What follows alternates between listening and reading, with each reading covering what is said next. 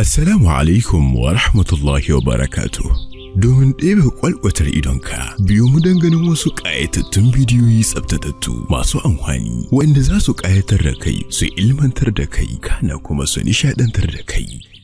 A karon farko idan mutum ya ga wannan motar ta nuhaci wannan ɓangaren, zai tsammani ko ya zaci za ta tsaya ne ko za ta ratsa tana haka ta huce. Amma idan ka yi kirra don cewa za ta yi kwana ne, ka canka daidai.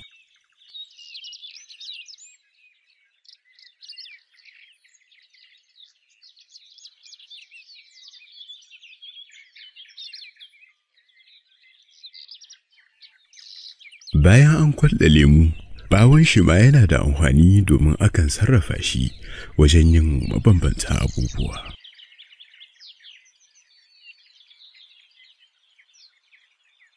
Wa'annan kuma wasu nau'ukan kalolin farantin ne da ake iya jejjera su ta yadda za su birge kuma su ƙayatar yayin da aka jera su bisa teburi aka ɗaɗɗora mabambantan cimaka da kuma 'ya'yan marmari a cikinsu.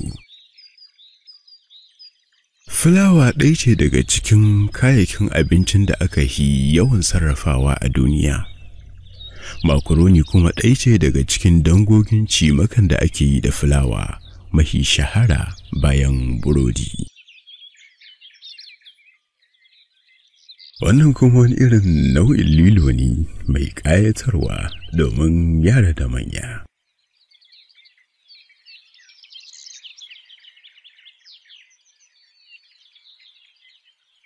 Bayan gama cin abinci da hannu, musamman idan abincin mai maiƙo ne, za ka buƙaci sabulun da za ka wanke hannayenka.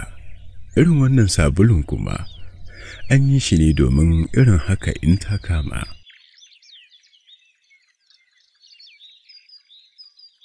Nan kuma diba ka ga irin hwaɗi da girman wannan ragar kamun kihin.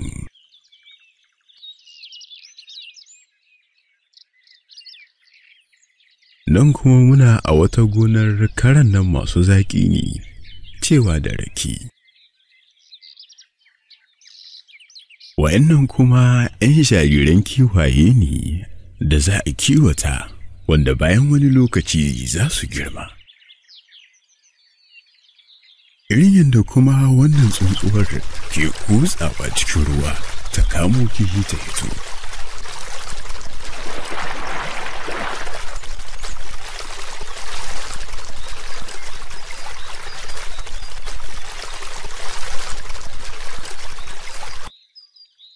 Wannan ɗawisun kuma yana nuna irin baiwar ado da ƙawa da kyawu da Allah maɗaukakin sarki ya mishi ne.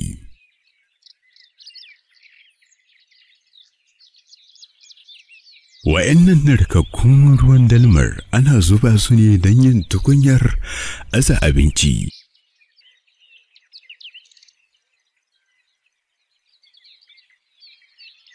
A samu a saka zare a allura abu ne da ke iya ɗaukar lokaci musamman ga masu raunin gani. Wannan kuma an yi shi ne don taimaka musu su samu sauƙi wajen saka zare a allura.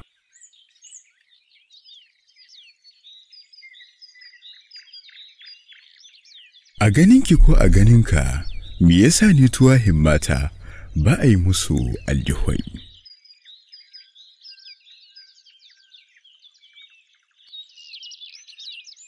Na san ka amfana kuma ka ji daɗin wannan bidiyo. Za ka iya sharing ko partajen bidiyon don wasu su gani su karu. Don samu da kuma ganin ire-iren waɗannan ƙayatattun bidiyoyin, sai ka yi abone ko kuma subscribe.